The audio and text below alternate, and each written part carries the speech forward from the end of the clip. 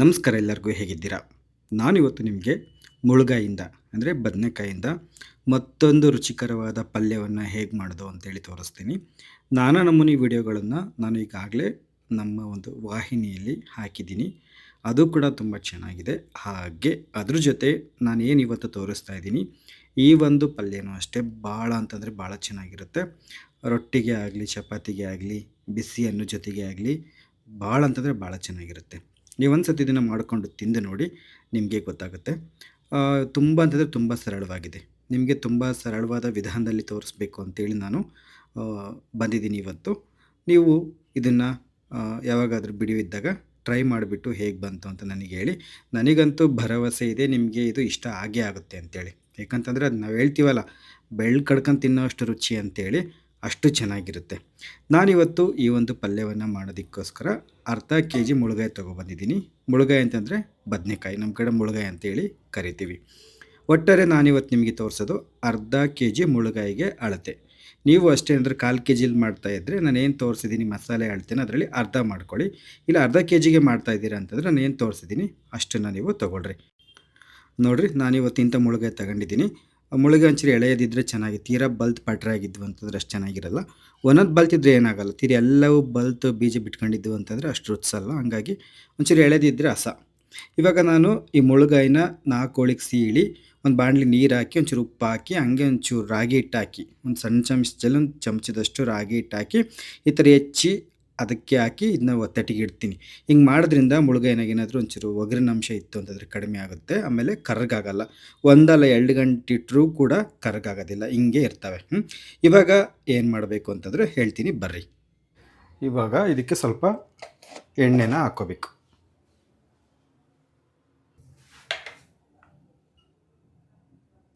ಒಂದು ಸ್ವಲ್ಪ ಹಾಕ್ಕೊಳ್ರಿ ಸಾಕು.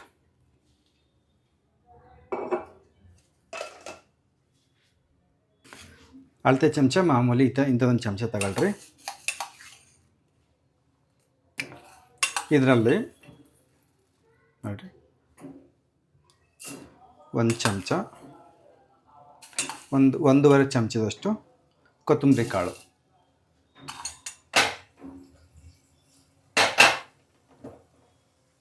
ನೋಡಿ ಎಣ್ಣೆ ಒಂಚೂರು ಜಾಸ್ತಿ ಕಾದುತ್ತೆ. ಹಂಗಾಗಿ ನಾನು ಏನು ಮಾಡ್ತೀನಿ ಇವಾಗ ಸ್ಟವ್ ಆಫ್ ಮಾಡ್ತಾಯಿದ್ದೀನಿ. ಹಂಗೆ ಇದಕ್ಕೆ ಇದೇ ಚಮಚದಲ್ಲಿ ಅರ್ಧ ಚಮಚದಷ್ಟು ಜೀರಿಗೆ, ಜೊತೆಗೆ ಒಂದು 3-4 ಹಸಿಮೆಣಸಿಕಾಯಿ, ಆಮೇಲೆ ಅದೇ ಚಮಚದಲ್ಲಿ ಒಂದು ಅರ್ಧ ಚಮಚದಷ್ಟು ಗಸಗಸೆ, ಒಂದೊಂದು ಹೆಸರು ಕಾಳೆಲ್ಲ ಸೇರಿಕೊಂಡಿದ್ದು ಒಂದು ಸತಿ ಬಿದ್ದು ಏನಾಗಲ್ಲ, ಬೀಳಲಿ. ಇವಾಗ ಮತ್ತೆ ಒಲೆ ಹಚ್ತಾ ಇದ್ದೀನಿ. ಒಂಚೂರು ಏನಾರು ಎಣ್ಣೆ ಜಾಸ್ತಿ ಕಾದಿತ್ತು ಅಂತಂದರೆ ನೀವು ಹಿಂಗೆ ಮಾಡ್ಕೊಳ್ರಿ. ಯಾಕಂದರೆ ಇವು ಅತಿಯಾಗಿ ಇದನ್ನ ಹುರಿಬಾರ್ದು. ಇದರಲ್ಲಿ ಸ್ವಲ್ಪ ಇದನ್ನು ಮಾಡ್ಕೋಬೇಕಷ್ಟೆ. ಇವಾಗ ಇದಕ್ಕೆ ಏನು ಮಾಡ್ತಾಯಿದ್ದೀನಿ ನೋಡಿರಿ, ಒಂದು 8 ಗೋಡಂಬಿ ಹಾಕ್ತಾಯಿದ್ದೀನಿ, ಇಡೀ ಗೋಡಂಬಿ. ಆಮೇಲಿಂದ ಒಂದು 8-10 ಬೆಳ್ಳುಳ್ಳಿ ಹೆಸಳು, ಜಾಸ್ತಿ ಇದ್ದಾವೆ, ಒಂದು 10-12 ಇದ್ದಾವೆ ಅನಿಸುತ್ತೆ, ಹಾಕ್ರಿ. ಜಾಸ್ತಿ ಇದ್ರೆ ಏನು ತೊಂದರೆ ಇಲ್ಲ. ಅರ್ಧ ಕೆ ಜಿ ಮುಳುಗಾಯಿ ಅಲ್ಲ, ಮುಂಚೆ ಜಾಸ್ತಿ ಇರಬೇಕು.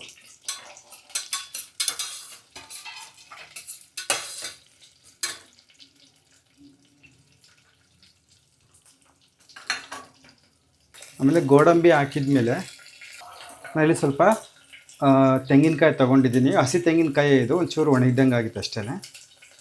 ಒಣಕಾಯಿ ಹೊಡೆದಿತ್ತು, ಒಂಚೂರು ಹಂಗಾಗಿ ನೀರು ಬತ್ತಿತ್ತೆ. ಇದೊಂದು ಸ್ವಲ್ಪ ತೊಗೊಂಡಿದ್ದೀನಿ ನೋಡಿ, ಒಂದಿಷ್ಟು. ಇಷ್ಟನ್ನು ಹಾಕಿದ ಮೇಲೆ ಇದನ್ನು ಒಂದು 3 ನಿಮಿಷ ಸಣ್ಣ ಊರಿನಲ್ಲೇ ಚೆನ್ನಾಗಿ ಹುರಿಬೇಕಿದ್ದನ್ನ. ಹುರಿ ಮಾತ್ರ ಯಾವುದೇ ಕಾರಣಕ್ಕೂ ಜಾಸ್ತಿ ಇಟ್ಕೊಳಕ್ಕೆ ಹೋಗ್ಬೇಡ್ರಿ, ಸಣ್ಣ ಊರಿನಲ್ಲೇ ಹುರಿಬೇಕಿದ್ದನ್ನ.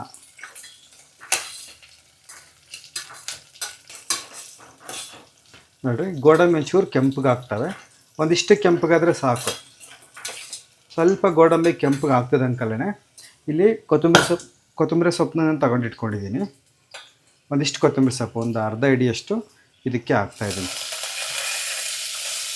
ಕೊತ್ತಂಬರಿ ಸೊಪ್ಪು ಹಾಕಿ ನಾನು ಸ್ಟವ್ ಆಫ್ ಮಾಡ್ತಾಯಿದ್ದೀನಿ. ಇದ್ರ ಬಿಸಿಗೇನೆ ಕೊತ್ತಂಬರಿ ಸೊಪ್ಪು ಏನಾಗುತ್ತಪ್ಪ ಅಂದರೆ ಚೆನ್ನಾಗಿ ಒಂಚೂರು ಮೆತ್ತಗಾಗುತ್ತೆ. ಕೊತ್ತಂಬರಿ ಸೊಪ್ಪು ಹಾಕಿದ ಮೇಲೆ ಏನು ಭಾಳ ಹೊತ್ತು ಉರಿಬೇಕು ಅಂತಿಲ್ಲ, ಇದೇ ಬಿಸಿಗೆ ಮೆತ್ತಗಾಗುತ್ತೆ ಒಂಚೂರು ಸಾಕೊಂಬಿಷ್ಟು. ಸ್ವಲ್ಪ ಮೆತ್ತಗಾಗಿಬಿಡ್ರಿ ಹಂಗೆ ಬಿಸಿಗೆ. ಇವಾಗ ಇದಕ್ಕೆ ಸ್ಟವ್ ಆಫ್ ಮಾಡಿದ್ದೀನಿ. ಒಂದು ಸ್ವಲ್ಪ ಅರಿಶಿನ ಪುಡಿ, ಆಮೇಲೆ ಖಾರಕ್ಕೆ ಎಷ್ಟು ಬೇಕೋ ಅಷ್ಟು ಖಾರದ ಪುಡಿ. ಹಸಿಮೆಣ್ಸಿಕಾಯಿ ಹಾಕಿದ್ರೂ ಒಂದು 2-3 ಹಾಕಿದ್ದೀವಿ, ಅದೇನಂತ ಖಾರ ಹಿಡಿಯಲ್ಲ. ಹಾಗಾಗಿ ಒಂಚೂರು ನಮಗೆ ಎಷ್ಟು ಬೇಕೋ ಅಷ್ಟು ಖಾರದ ಪುಡಿ ಹಾಕಿ ಸರಿದೂಗಿಸ್ಕೋಬೇಕು. ಆಮೇಲೆ ಒಂದು 4 ಕಾಳು ಹುರಿಗಡಲೆ,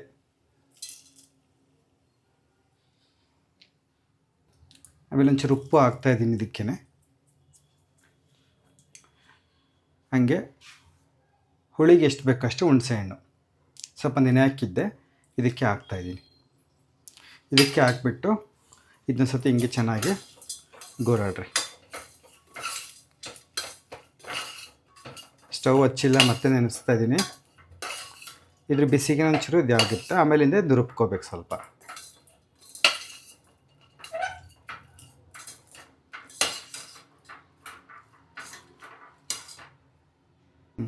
ಇವಾಗ ನಾನು ಏನು ಮಾಡ್ತೀನಿ ಅಂದರೆ ಇದನ್ನ ಒಂದು ಮಿಕ್ಸಿ ಜಾರಿಗೆ ತೊಗೊಂಡು ಪೂರ್ತಿ ನುಣ್ಣು ರುಬ್ಬಲ್ಲ, ದೊರ್ಗ ಅಂತೀವಲ್ಲ ಆ ಥರ ರುಬ್ಕೊಬರಬೇಕು. ಒಂದು 90 ಭಾಗ ನುಣ್ಣಗಾಗಂಗೆ. ಮೊದಲು ನೀರು ಹಾಕ್ದಂಗೆ ಒಂದು ಸತಿ ಹಿಂಗೆ ಒಂದು 2 ಸತಿ ಹಿಂಗೆ ಗರ್ರ ಅನಿಸಿ, ಆಮೇಲೆ ಒಂದು ತೊಟ್ಟು ನೀರು ಹಾಕ್ಕೊಂಡು ರುಬ್ಕೋಬೇಕು. ಒಂದೇ ಸತಿ ನೀರು ಹಾಕ್ಕೊಂಡು ರುಬ್ಬಿದ್ವಿ ಅಂತಂದರೆ ಅದು ಬ್ಲೇಡಿಗೆ ಸಿಗಲ್ಲ, ಇದು ಸರಿಯಾಗಿ ನುಣ್ಣಗಾಗಲ್ಲ. ಒಂದೊಂದು ಕಾಯಿ ಬೇರೆ ಹಂಗೆ ಇರುತ್ತಲ್ಲ, ಹಂಗೆ ಥರ ಚಕ್ಕೆ ಹಂಗೆ ಎದ್ದು ಬಿಡುತ್ತೆ. ಅದಕ್ಕೆ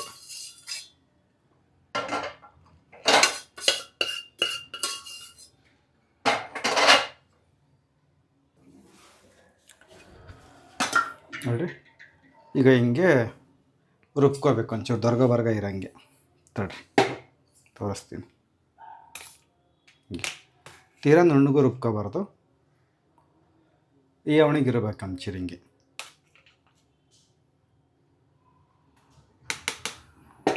ಇವಾಗ ಇದಕ್ಕೊಂಚೂರು ಒಗ್ಗರಣೆ ಕೊಟ್ಟೋದು. ಇವಾಗ ಇದಕ್ಕೇ ಇನ್ನು ಸ್ವಲ್ಪ ಎಣ್ಣೆ ಹಾಕ್ರಿ. ಒಂಚೂರು ಈ ಮುಳುಗಾಯಿ ಪಲ್ಯಗಳಿಗೆ ಎಣ್ಣೆ ಸ್ವಲ್ಪ ಜಾಸ್ತಿ ಇರಬೇಕು. ತೀರಾ ನಿಮ್ಗೆ ಜಾಸ್ತಿ ಎಣ್ಣೆ ತಿನ್ನಲ್ಲ ಅನ್ನ ಅಂತಾರೋ ಮತ್ತು ಕಡಿಮೆ ಹಾಕಿ ಹೇಳ್ದೆ ಅಷ್ಟೇ. ಇವಾಗ ಮತ್ತೆ ಸ್ಟವ್ ಹಚ್ಚಿ ಎಣ್ಣೆ ಕಾಯಿಸ್ಬೇಕು ಒಂಚೂರು. ಎಣ್ಣೆ ಕಾಯ್ದಿದ ಕಲ್ಲೇ ಒಂದು 4 ಕಾಳು ಸಾಸಿವೆ, ಒಂದು 4 ಕಾಳು ಜೀರಿಗೆ ಹಾಕ್ಬೇಕು. ಹಾಗೆ ಒಂದು 4 ಕಾಳು ಜೀರಿಗೆನೂ ಹಾಕ್ತಾಯಿದ್ದೀನಿ. ಇವಾಗ ಇಲ್ಲಿ ಒಂದು ದೊಡ್ಡದೊಂದು ಈರುಳ್ಳಿ, ದೊಡ್ಡದಂತಂದರೆ ಇಂಥದ್ದೊಂದು ಈರುಳ್ಳಿ ತಗೊಂಡಿದ್ದೆ, ಅದನ್ನೇ ಹೆಚ್ಚಿದ್ದೀನಿ. ಜೊತೆಗೆ ಒಂಚೂರು ಕರಿಬೇವಿನ ಸೊಪ್ಪು ತೊಗೊಂಡಿದ್ದೀನಿ. ಇವು ಸಾಸಿವೆ ಚಿಟಪಟ ಅಂದಮೇಲೆ ಇದನ್ನು ಹಾಕಬೇಕು. ಸಾಸಿವೆ ಸಿಡ್ತಿದ್ದಾವೆ, ಇವಾಗ ಈರುಳ್ಳಿ ಹಾಕಿ.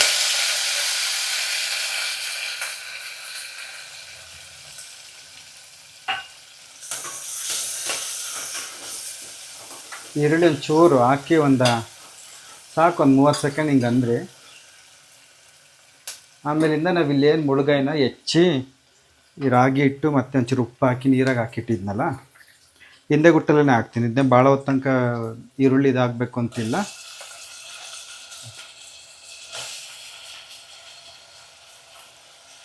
ಮುಳುಗಾಯಿ ಹೆಚ್ಚೆ ಒಂದು ಗಂಟೆ ಆಯ್ತು, ಆದರೂ ಭಾಳ ಕರ್ಗಾಗಿಲ್ಲ.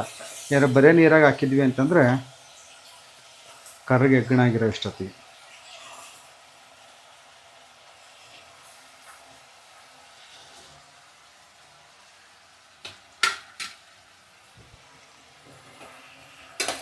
ಇವಾಗ ಒಂದ್ಸತಿ ಚೆನ್ನಾಗಿ ಹಿಂಗೆ ಗೋರಾಡಬೇಕು.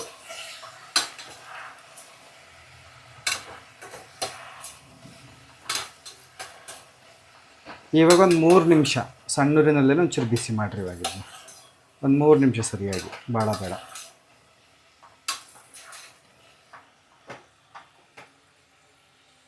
ಒಂದು 3 ನಿಮಿಷ ಆಗ್ತಿದ್ದಂಕಲೇ ನಾವಿಲ್ಲೇನು ರುಬ್ಬಿಟ್ಕೊಂಡಿದ್ದೀವಿ ಖಾರನ ಇದಕ್ಕೆ ಸೇರಿಸ್ಬೇಕು.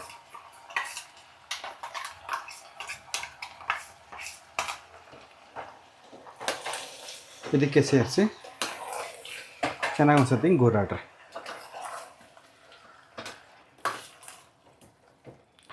ಒಟ್ಟಾರೆ ಅರ್ಧ ಕೆ ಜಿ ಮುಳುಗಾಯಿ ತಗೊಂಡಿದ್ದೆ. ಒಂದೇನೋ ಉಳುಕ್ನಂಥದ್ದು ಇತ್ತು, ಇನ್ನು ಮಿಕ್ಕಿರೋವೆಲ್ಲ ಚೆನ್ನಾಗಿದ್ದವು. ಹಂಗಾಗಿ ನೀವು ಅರ್ಧ ಕೆ ಜಿ ಲೆಕ್ಕಕ್ಕೆ ಆರಾಮಾಗಿ ನಾನು ತೋರಿಸಿರೋ ಅಳತೆಯಲ್ಲಿ ಮಸಾಲೆ ಮಾಡಿಕೊಂಡು ಈ ಮುಳುಗಾಯಿ ಪಲ್ಯನ ಮಾಡ್ಬೋದು. ಇವಾಗ ಮಿಕ್ಸಿ ಜಾರ್ ತೊಳೆದ್ಬಿಟ್ಟು, ನಿಮಗೆ ಪಲ್ಯ ಏನಾದ್ರು ಭಾಳ ಗಟ್ಟಿಗೆ ಬೇಕು ಅನ್ನೋ ಅಂತಾರೆ ಒಂದು ತೊಟ್ಟು ಕಡಿಮೆ ನೀರು ಹಾಕ್ರಿ. ಸುಚ್ಚು ತೆಳ್ಳಗಿರಬೇಕು, ಅನ್ನಕ್ಕೂ ಹಾಕ್ಬೇಕು ಅನ್ನೋ ಅಂತಾರು ಒಂಚೂರು ಜಾಸ್ತಿ ನೀರು ಹಾಕೇಳ್ರಿ. ನಾನು ಸ್ವಲ್ಪ ತೆಳ್ಳು ಮಾಡ್ಕೊತೀನಂತೆ. ಇವಾಗ ನೀವು ಉಪ್ಪು ನೋಡಬೇಕು, ಒಂಚೂರು ಉಪ್ಪು ನೋಡಿ ಕರೆಕ್ಟ್ ಆಯ್ತಾ, ಹುಳಿ ಕರೆಕ್ಟ್ ಆಯ್ತಾ, ಉಪ್ಪು ಕರೆಕ್ಟ್ ಆಯ್ತಾ ನೋಡಿ. ಇನ್ನೊಂಚೂರು ಉಪ್ಪು ಬೇಕು ಅಂದ್ರೆ ಒಂಚೂರು ಉಪ್ಪು ಹಾಕ್ಬೇಕು, ಸಾಕಿಷ್ಟು. ಇದಕ್ಕೆ ಈ ಕುಕ್ಕರ್ ಮುಚ್ಚಳ ಮುಚ್ಚಿ ಕೂಗಿಸ್ತೀವಲ್ಲ, ಆವಾಗ ಇನ್ನೊಂಚೂರು ತೆಳ್ಳಗಾಗುತ್ತೆ ಇದು.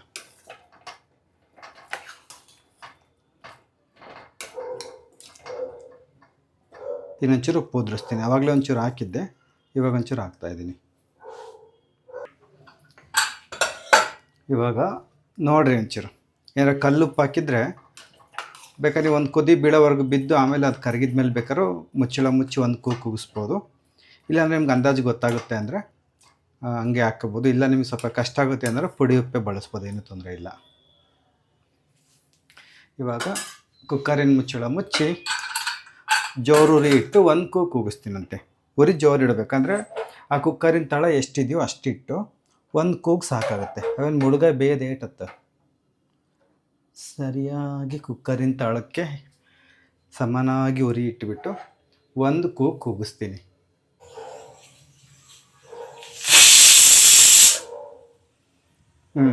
ಒಂದು ಕೂಗ್ತು ಸಾಕು. ಒಂದು ಕೂಗಿಗೆಲ್ಲ ಮುಳುಗಾಯಿ ಬೇಯ್ತವೆ, ಅವು ಮೆತ್ತಗಿರ್ತವೆ, ತೀರಾ ಅವೇನು ಗಟ್ಟಿಗಿರಲ್ಲ.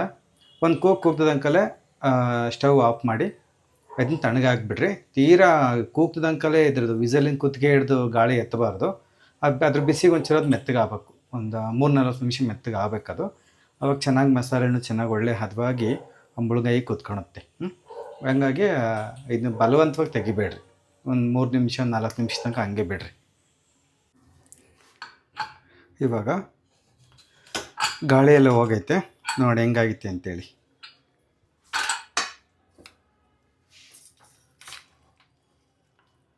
ಚೆನ್ನಾಗಿ ಬೆಂದೈತೆ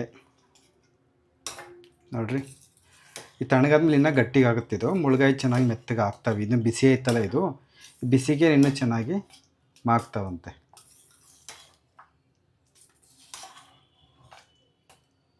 ನೋಡ್ರಿ, ಭಾಳ ಚೆನ್ನಾಗಿರುತ್ತೆ ಈ ಥರ ಪಲ್ಯ.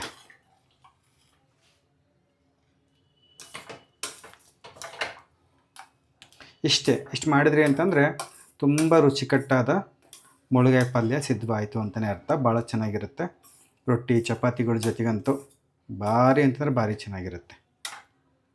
ಸರಿ, ನಿಮಗೆ ಯಾರು ಇದು ಇಷ್ಟ ಆಗಿತ್ತು ಅಂತಂದರೆ ಇದನ್ನು ನೀವು ಟ್ರೈ ಮಾಡಿಬಿಟ್ಟು ಹೆಂಗೆ ಬಂತು ಅಂತ ನನಗೆ ಕಮೆಂಟ್ ಬಾಕ್ಸಲ್ಲಿ ತಿಳಿಸ್ರಿ. ನಾನು ನಿಮ್ಮನ್ನು ಮತ್ತೆ ಮುಂದಿನ ವಿಡಿಯೋದಲ್ಲಿ ಭೇಟಿ ಮಾಡ್ತೀನಂತೆ. ವಿಡಿಯೋ ನೋಡಿದ್ದಕ್ಕಾಗಿ ಎಲ್ಲರಿಗೂ ಕೂಡ ಧನ್ಯವಾದಗಳು. ನಮಸ್ತೆ.